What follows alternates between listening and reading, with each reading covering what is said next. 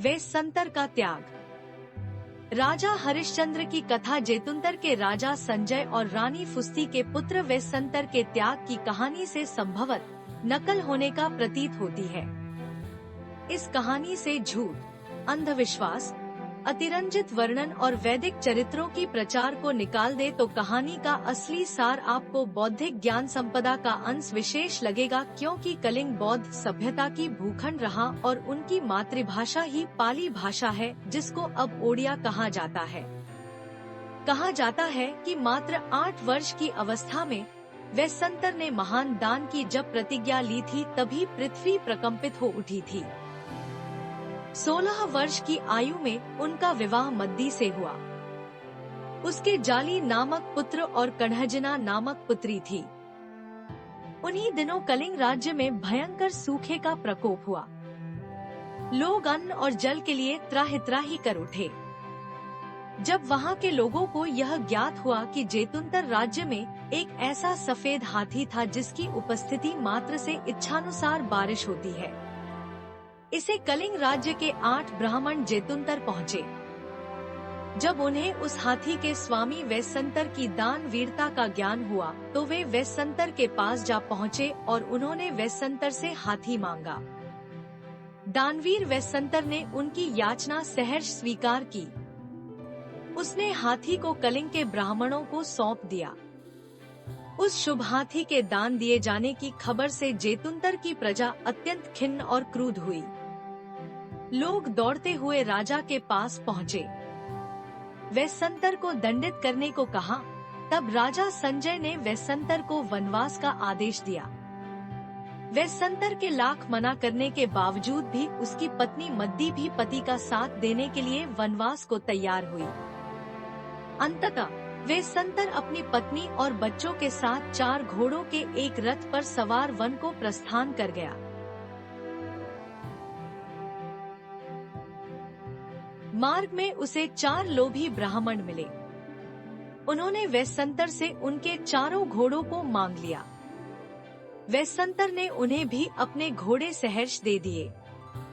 जब वह स्वयं ही रथ खींचन की तैयारी करने लगा तब उसकी सहायता के लिए 4 यक्ष लाल हिरणों के रूप में वहां पहुंचे और वेसंतर के रथ को खींचते हुए जंगल की ओर बढ़े। तभी मार्ग में एक ब्राह्मण भिक्षु प्रकट हुआ। उसने वेसंतर से उसका रथ मांग लिया।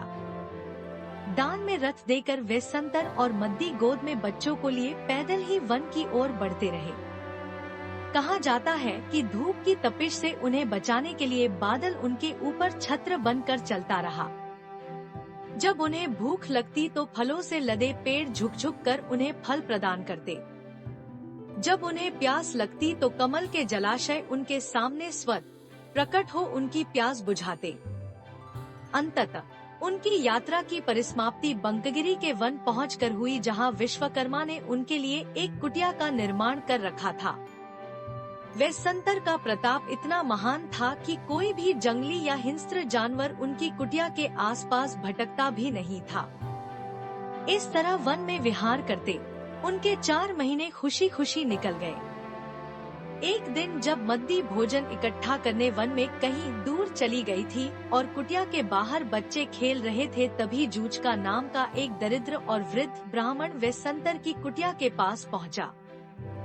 उस वृद्ध को जवान पत्नी का घर के कामकाज आदि कराने के लिए दासों की आवश्यकता थी। अतः उसने वृद्ध जूझका को वेसंतर के बच्चों को दान में लाने के लिए भेजा था, क्योंकि वेसंतर के त्याग की चर्चा सर्वव्याप्त थी। जूझका ने वेसंतर से उसके दोनों बच्चों को दान में मांग लिया और लताओं से उन बच्चों के हाथ पैर बांध बड़ी बेदर्दी से मारता पीटता और घसीटता अपने मार्ग पर बढ़ गया। देर शाम को जब मद्दी लौटी तब बच्चों को कुटिया में न पाकर रोती पिटती उसने वेसंतर से उनका पता पूछा, किंतु उत्तर में वेसंतर मौन ही रहा। हाँ, दूसरे दिन वेसंतर ने जूझका ब्राह्मण द्वारा बच्चों के ले जाने की सूचना दी, क्योंकि उस समय तक मद्दी बच्चों के वियोग को सहन करने में सक्षम हो चुकी थी। मद्दी ने भी तब पति की दानशीलता की प्रशंसा की। वेसंतर के इस महान त्याग से पृथ्वी प्रकंपित हो उठी और साथ ही सिनेरु पर्वत भी हिल उठा, जिससे सक्का, शक्र या इंद्र भी चौंक उठे और एक सन्यासी का भेष बना वेसंतर की दानपरायणता की परीक्षा लेने उनकी कुटिया पर आ धमके। वहां उन्होंने वेसंतर से उनकी पत्नी को दान में मांगा। वेसंतर ने मद्दी को भी दान में दे दिया। मद्दी के हृदय से भी आह या क्रोध का कोई शब्द नहीं फूटा। सक के लिए भी वेसंतर का त्याग पूज्य था। उन्होंने तत्काल ही अपना असली रूप धारण कर उनकी पारिवारिक खुशी लौटाने का वर प्रदान किया और दानपरायण पति पत्नी से विदा ले अंतर्धान हो गए। उस समय कलिंग को जाने वाला जूझ का लहूलुहान बच्चों को लेकर रास्ता भूल जेतुंतर जा पहुंचा। जोतुंतर के सिपाहियों ने जुझका को शंकित होकर देखा, क्योंकि वह किसी भी तरह से बच्चों का अभिभावक या संबंधी प्रतीत नहीं होता था। अतः वे उसे बंदी बनाकर राजा के पास ले गए। राजा संजय ने तत्काल अपने खून को पहचान लिया और अपने पौत्रों को मुंह मांगे दामों में खरीद लिया।